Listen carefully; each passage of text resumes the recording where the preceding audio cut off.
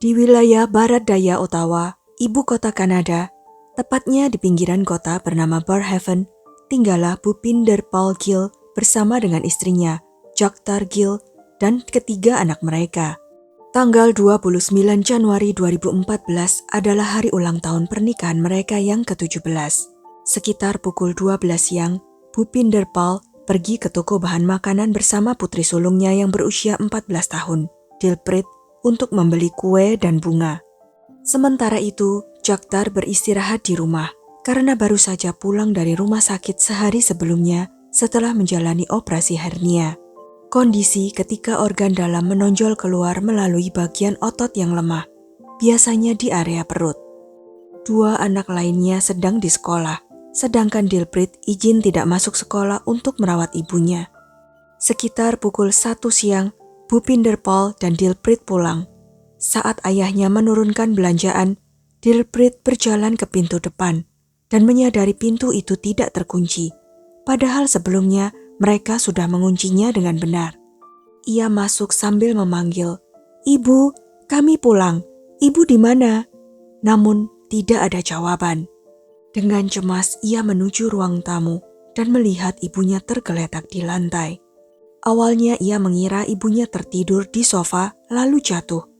Tapi saat mendekat, ia melihat percikan darah di tubuh ibunya. Dilpreet langsung berteriak histeris.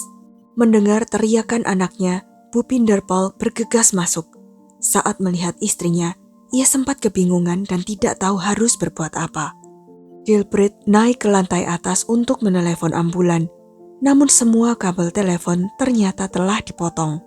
Akhirnya Bhupinder Pal menelepon 911 menggunakan ponselnya. Ia menangis histeris saat berbicara, dan operator meminta dia tetap tenang, membaringkan istrinya dan mencoba melakukan CPR. Namun tiba-tiba Bhupinder Pal terdiam. Menyadari situasinya serius, operator segera mengirim ambulans dan polisi ke rumah mereka. Tak lama kemudian, beberapa mobil polisi dan ambulans tiba. Petugas medis memastikan bahwa Jagtar sudah meninggal dunia dan tidak bisa diselamatkan. Polisi pun langsung memasang garis pembatas di sekitar rumah. Seorang tetangga datang dan mencoba melihat ke dalam. Polisi bertanya apakah ia keluarga.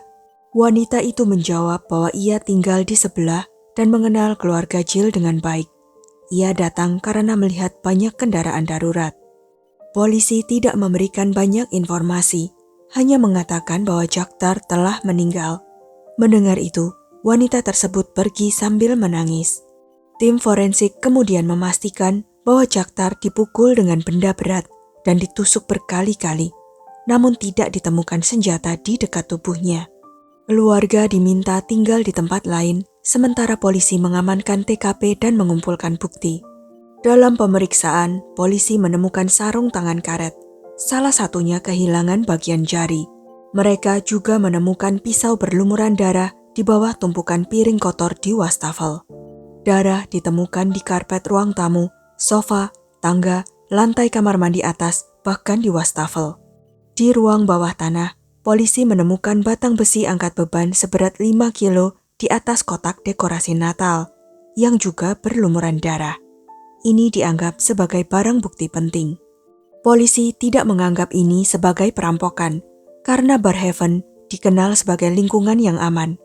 Pintu tidak rusak, tidak ada barang yang hilang, dan Jagtar masih mengenakan semua perhiasannya. Di sekitar rumah juga banyak proyek pembangunan, sehingga terdapat kamera CCTV. Namun setelah diperiksa, tidak ada rekaman yang mencurigakan. Polisi lalu mewawancarai para tetangga untuk mengetahui latar belakang Jagtar. Pada tahun 1994, Jagtar yang berusia 23 tahun pertama kali datang ke Kanada bersama keluarganya. Namun pada tahun 1997, mereka kembali ke India. Dan Jagtar menikah dengan Bhupinder Pal yang saat itu berusia 20 tahun. Setelah menikah, mereka kembali ke Kanada dan tinggal di Ottawa. Awalnya, Jagtar bekerja di perusahaan elektronik, sementara Bhupinder Pal menjadi sopir taksi. Mereka juga bekerja tambahan, mengantar pizza di malam hari dan koran di pagi hari. 2 tahun setelah mereka menikah, lahirlah Dilpreet, disusul anak kedua dan kemudian seorang putra. Saat Jagtar meninggal, usia anak-anak mereka adalah 14, 10, dan 8 tahun. Bhupinder Pal kemudian mendapatkan pekerjaan tetap sebagai sopir bis di OC Transport. Mereka giat menabung dan akhirnya membeli rumah dengan garasi ganda di Barrhaven. Setelah pindah, orang tua Bhupinder Pal juga tinggal bersama mereka. Jagtar sangat bahagia di rumah barunya. Namun tidak ada yang tahu siapa musuhnya hingga ia dibunuh dengan begitu kejam. Pada 20 Februari 2014, banyak anggota komunitas Sikh berkumpul di Gurdwara Sahib di Ottawa untuk mendoakan arwah Jagtar. Karena luka yang sangat parah, peti jenazah tidak bisa dibuka dan hanya sedikit orang yang diizinkan melihat wajahnya untuk terakhir kali. Sementara itu, penyelidikan terus berlanjut. Polisi sebelumnya menemukan batang besi berlumuran darah di ruang bawah tanah yang diduga digunakan untuk memukul Jagtar. Benda itu kemudian disimpan sebagai bukti utama. Namun polisi mulai bertanya-tanya, mengapa pelaku mencoba menyembunyikan batang besi itu di basement? Hal ini menimbulkan dugaan bahwa pelaku mungkin adalah seseorang yang dekat dengan keluarga dan mungkin akan berusaha mencoba membuangnya. Untuk menguji teori mereka, detektif menaruh batang besi identik yang dilumuri darah palsu ke dalam kotak dekorasi Natal di basement. Mereka juga memasang kamera tersembunyi. Beberapa hari kemudian, rekaman kamera mengungkap sesuatu yang mengejutkan. Rekaman menunjukkan hanya 10 hari setelah kematian Jagtar, Bhupinder Pal membuka kotak tersebut dan mencoba menyembunyikan batang besi ke dalam jaketnya, tetapi ukurannya terlalu besar. Keesokan harinya, ia kembali ke basement dan kali ini berhasil menyembunyikannya di dalam celananya. Tanpa ia sadari, polisi mengawasi semuanya melalui kamera CCTV. Saat Bhupinder Pal keluar rumah dengan batang besi itu, polisi langsung mengikutinya. Ia berjalan sekitar 1 kilometer ke area hutan kecil dan membuang batang besi itu ke semak-semak. Setelah ia pergi, polisi segera mengambilnya kembali. Tindakan ini membuat polisi bingung. Mereka tidak yakin Bhupinder Pal adalah pelakunya. Untuk memastikan alibinya, polisi memeriksa rekaman CCTV di supermarket Sobeys. Rekaman tersebut membenarkan bahwa ia memang berada di sana saat kejadian. Namun satu pertanyaan tetap muncul. Mengapa ia membuang batang besi itu? Untuk mencari jawabannya, polisi menyebarkan berita palsu bahwa mereka menemukan batang besi berlumuran darah di semak-semak yang terkait dengan kasus ini. Setelah berita itu muncul, polisi menunggu reaksi Bhupinder Pal. Benar saja, ia langsung datang ke kantor polisi dan mengaku bahwa dialah yang membuang batang besi tersebut. Saat ditanya alasannya, Bhupinder Pal menjelaskan bahwa ketika menemukan jasad istrinya, batang besi itu berada di dekat tubuhnya. Ia takut pelaku masih bersembunyi di dalam rumah, sehingga ia mengambil batang itu dan memeriksa seluruh rumah, termasuk basement, namun tidak menemukan siapapun. Setelah itu, ia meletakkannya di sudut basement. Seminggu kemudian, saat melihat batang itu masih ada, ia panik dan akhirnya membuangnya ke semak-semak di dekat rumah. Setelah interogasi ini, polisi juga memeriksa lingkungan sekitar dan mewawancarai para tetangga. Saat itulah mereka bertemu seorang pria bernama Scott, teman dekat Bhupinder Pal. Scott mengatakan ia datang melayat sehari setelah kejadian, namun merasa Bhupinder Pal tidak terlihat sedih sama sekali. Ia juga menyebut hubungan Bhupinder Pal dan Jagtar sering tegang. Selain itu, Bhupinder Pal diketahui dekat dengan seorang wanita berusia 35 tahun bernama Gurpreet Ronald yang tinggal di area yang sama. Menurut Scott, hubungan mereka terlihat sangat akrab, seperti sudah lama saling mengenal. Setelah nama Gurpreet Ronald muncul, polisi memanggilnya untuk diperiksa. Saat di kantor polisi, seorang petugas mengenalinya sebagai wanita yang sebelumnya terlihat mengintip ke dalam rumah Jagtar saat kejadian. Gurpreet sendiri datang ke Kanada sejak kecil dan menikah dengan pria Kanada bernama Jason Ronald.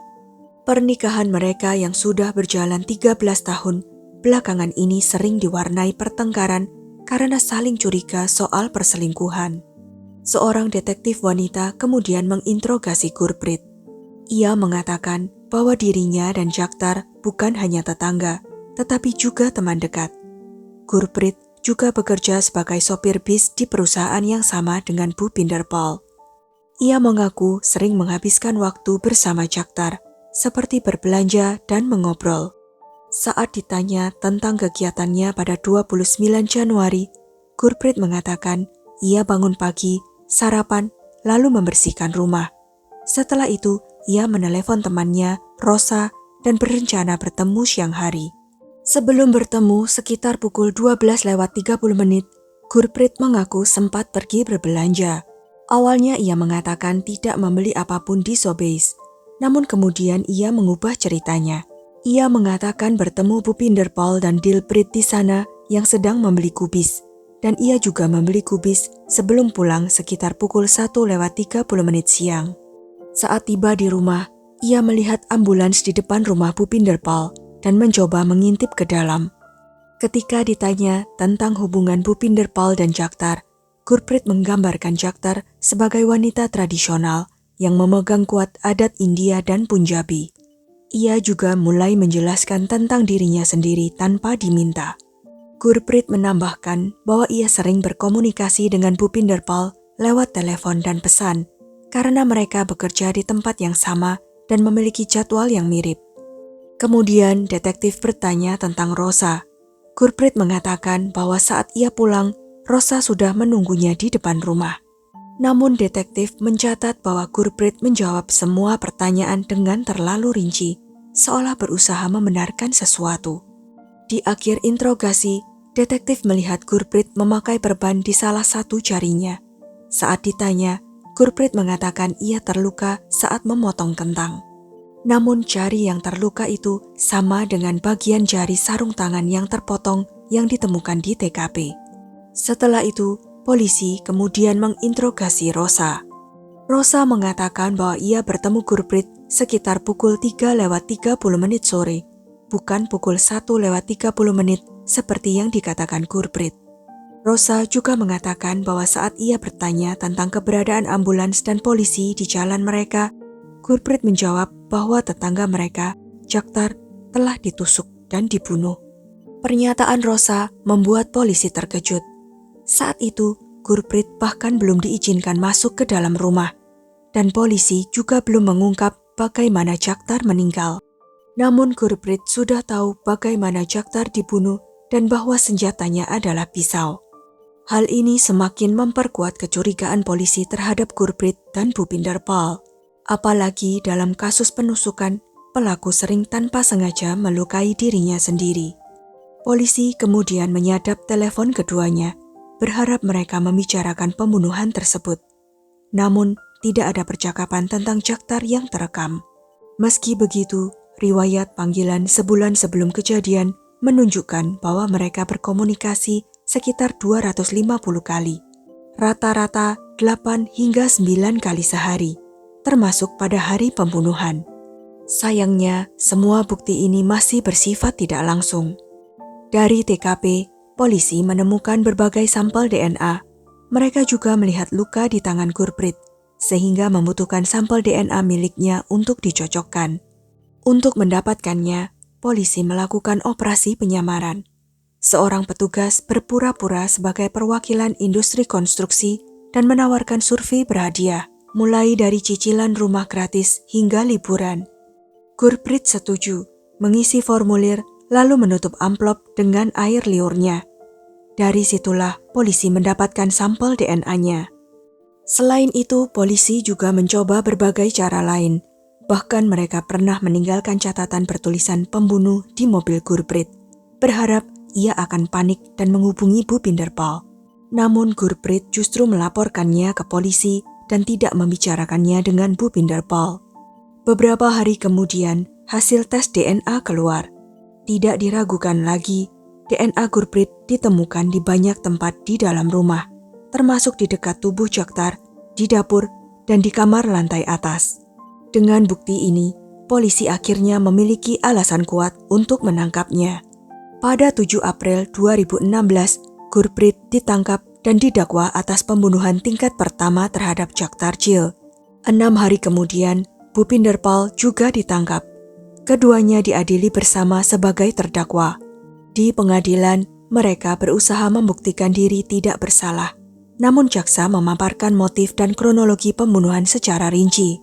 Menurut penyelidikan, Bhupinder Pal sudah lama tidak menyukai istrinya, tetapi tidak bisa menceraikannya karena tekanan sosial. Di saat yang sama, ia dan Gurpreet telah menjalin hubungan selama 4 tahun. Untuk melanjutkan hubungan itu, mereka merencanakan pembunuhan Jagtar. Pada 29 Januari, Bhupinder Pal sengaja membawa putrinya keluar rumah sebagai alasan. Sebelum pergi, ia meletakkan batang besi di dekat tangga agar mudah ditemukan oleh Gurpreet. Sesuai rencana, Gurpreet datang ke rumah dengan alasan tertentu, lalu menyerang Jagtar menggunakan batang besi. Namun pukulan itu tidak langsung membunuhnya. Gurpreet kemudian mengambil pisau dari dapur dan menusuk Jagtar berkali-kali hingga akhirnya menggorok lehernya, yang menjadi penyebab kematian. Untuk menghindari jejak telepon, Gurpreet tidak menghubungi Bhupinder Pal setelah kejadian. Ia justru menemuinya langsung di supermarket. Namun yang lebih menyayat hati adalah tindakan Bhupinder Pal yang menyuruh putrinya masuk lebih dulu ke dalam rumah. Padahal ia tahu tubuh ibunya sudah tergeletak di dalam. Seorang anak yang membawa bunga untuk ibunya justru harus menyaksikan pemandangan yang tidak akan pernah ia lupakan. Selama persidangan, para penyelidik, saksi seperti Scott dan Rosa, serta bukti-bukti termasuk foto otopsi dipresentasikan. Keluarga Jagtar bahkan tidak sanggup melihat foto tersebut dan keluar dari ruang sidang. Polisi juga menghadirkan saksi lain bernama Susan, seorang life coach. Ia mengaku bahwa setahun sebelum kejadian, Bhupinder Pal dan Gurpreet pernah datang kepadanya untuk konsultasi hubungan. Menurut Susan, keduanya sangat ingin bersama dan menunjukkan kebencian terhadap Jagtar. Kesaksian ini membantu memperkuat motif pembunuhan di pengadilan. Meski kedua terdakwa memiliki pengacara masing-masing dan mencoba berbagai pembelaan, bukti yang ada sudah terlalu kuat. Akhirnya, pada hari putusan, juri menyatakan Gurpreet dan Bhupinder Pal bersalah atas pembunuhan tingkat pertama. Keduanya dijatuhi hukuman penjara seumur hidup tanpa kemungkinan pembebasan bersyarat selama 25 tahun, yang berarti hingga tahun 2039. Setelah sidang, keponakan Jagtar, Ramandip Chahal, membacakan pernyataan keluarga di depan media. Mereka menyatakan bahwa keputusan pengadilan telah memberikan keadilan bagi Jagtar. Pada akhirnya, hari itu yang tewas bukan hanya seorang istri dan ibu, tapi juga kepercayaan, keluarga, dan hati seorang anak yang hancur untuk selamanya. Karena luka paling dalam bukan berasal dari orang asing, melainkan dari orang yang seharusnya paling melindungi. Sekian kisah kali ini. Jangan lupa untuk klik like, share, subscribe, dan komen ya pendapat kalian. Sampai jumpa lagi di video-video selanjutnya.